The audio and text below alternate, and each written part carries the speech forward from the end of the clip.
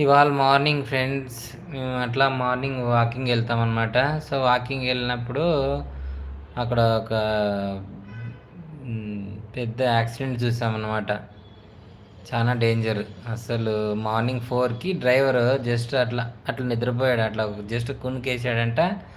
ఒక్క గిబ్బమని దుంకింది పైనుంచి. అసలు కింద రోడ్లోకి వచ్చి పడి కింద రోడ్లో నుంచి అది పక్కన ట్రాన్స్ఫార్మర్ ఉంటే ట్రాన్స్ఫార్మర్కి పోయి డాష్ ఇచ్చిందనమాట. అది మన టమోటా వేసుకెళ్తారు కదా, సో దాన్ని పోయి ఢీ కొట్టింది. అసలు అది ట్రాన్స్ఫార్మర్ ముందుకు పడిపోయింది అనమాట. ఇట్లా ఢీ కొట్టింటే రెండు ఇట్లా ఫోల్స్ ఉంటాయి, ఫోల్ మధ్యలో ఉంటుంది ట్రాన్స్ఫార్మర్.